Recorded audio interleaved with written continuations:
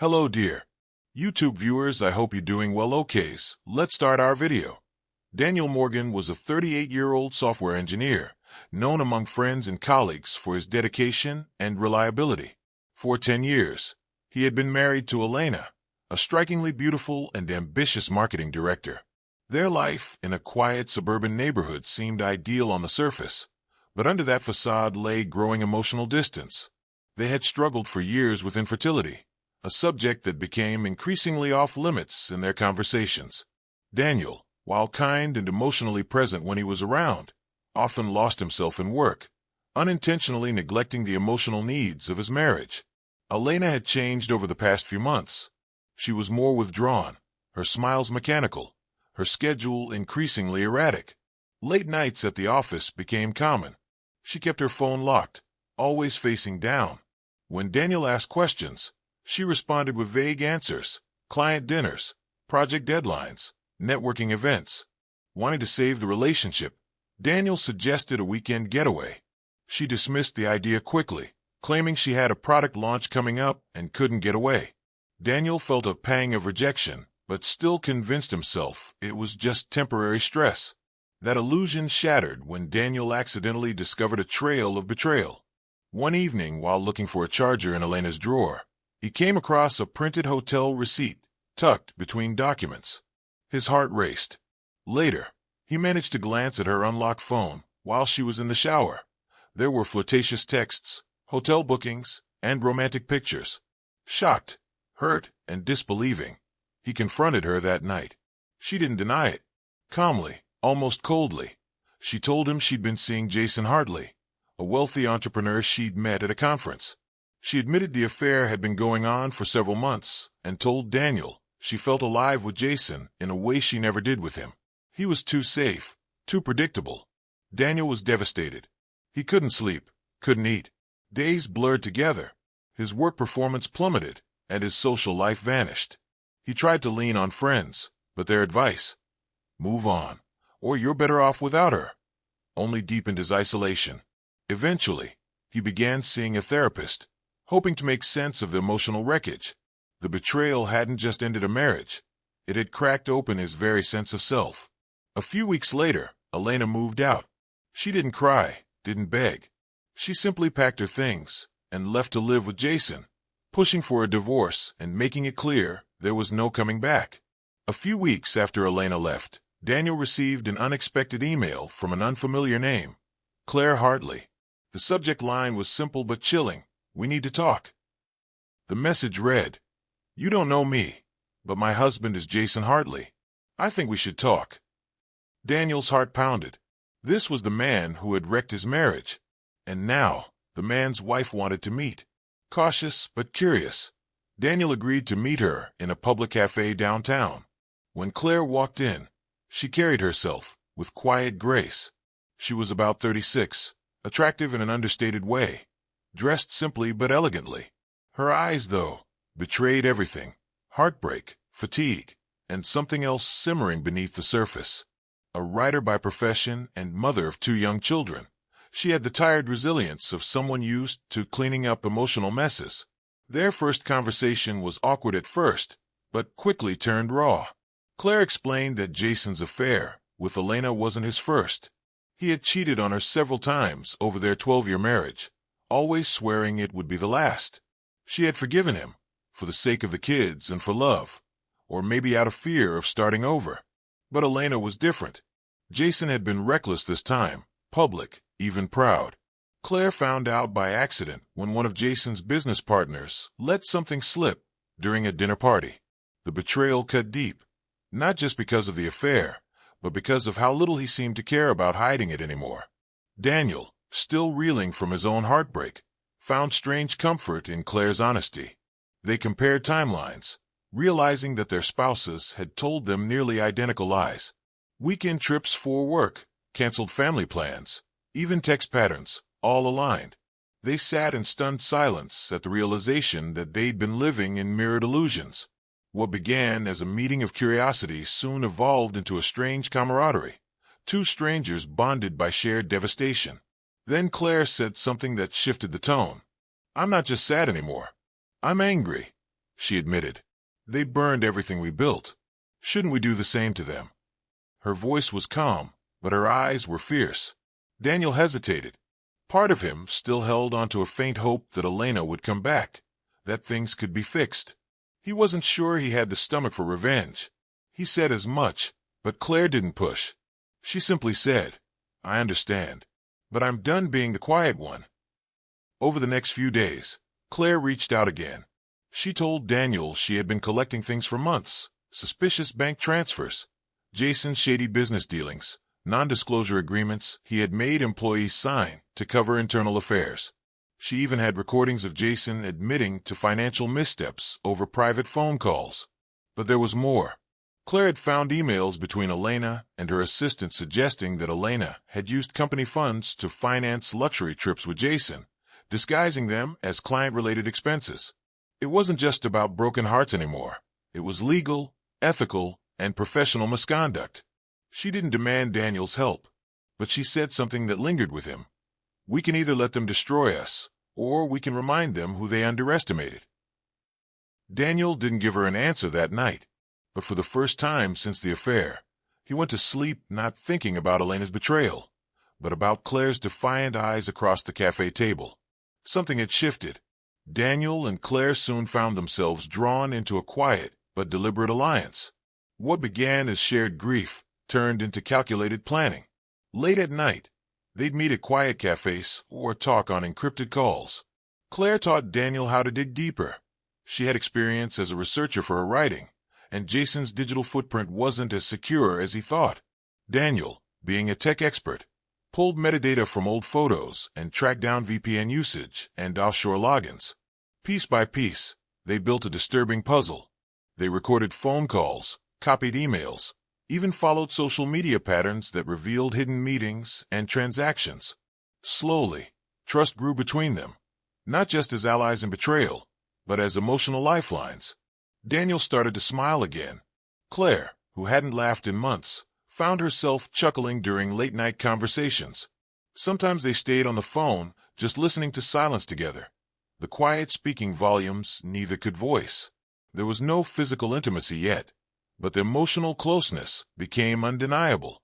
They knew each other's wounds deeply, and that made the connection unshakable. Eventually, their efforts came to a head. Claire sent an anonymous tip to the board of Jason's company, attaching carefully curated files that revealed tax fraud, illegal investments, and unethical dealings with government contractors.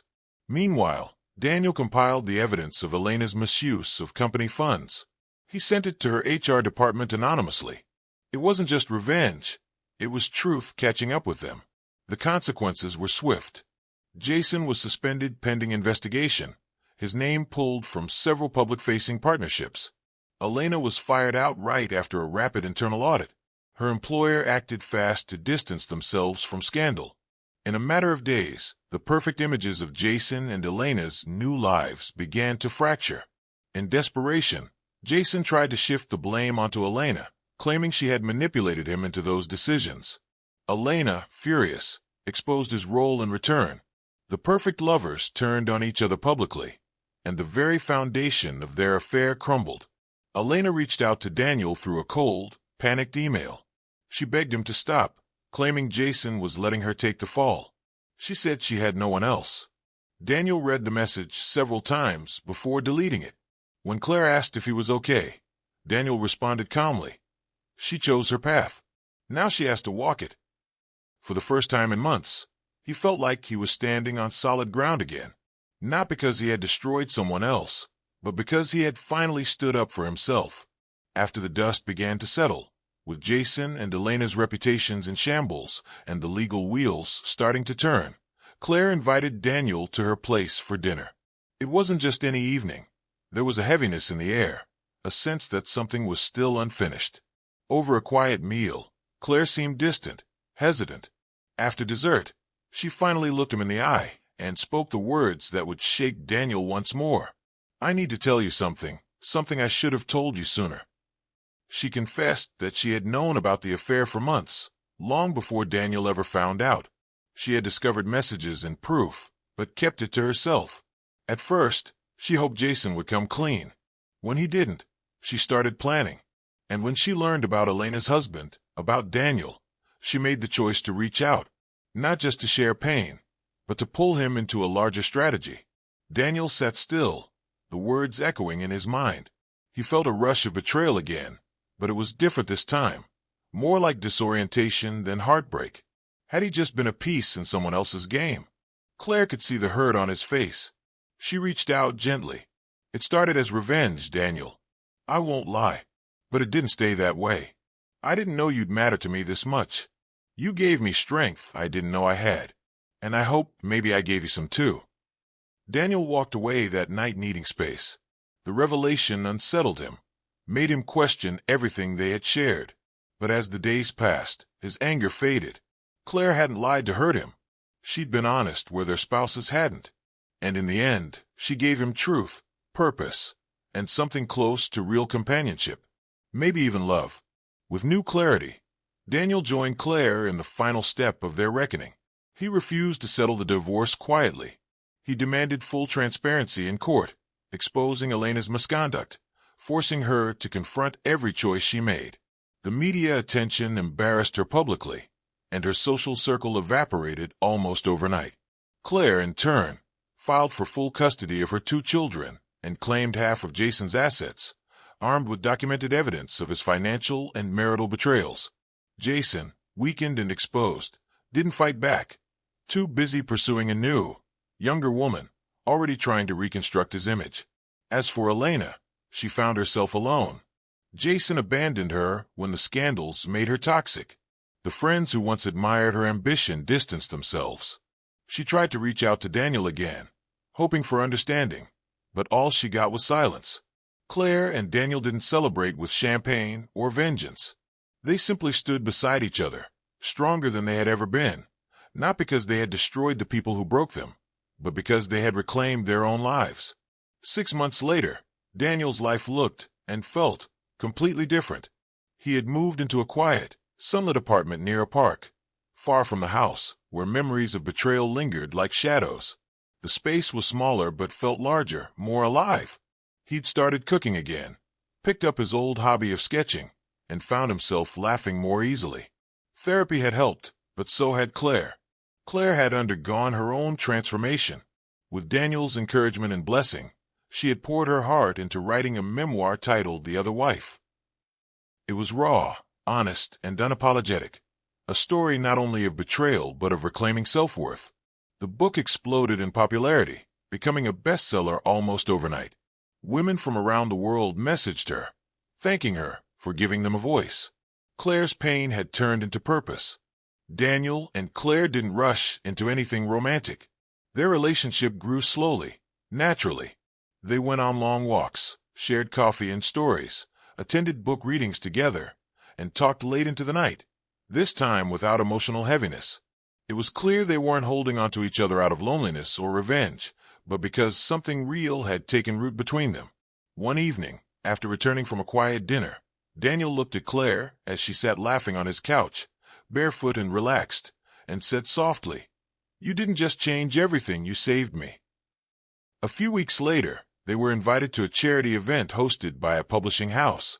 Dressed simply but elegantly, they arrived hand in hand. The room buzzed with attention, but they kept to themselves, grounded in the quiet understanding between them. From across the room, Elena watched them. She stood alone, her once commanding presence dimmed. For a brief moment, she tried to approach, but Claire gently turned her back, and Daniel didn't even glance in her direction. The message was clear. Closure didn't require confrontation.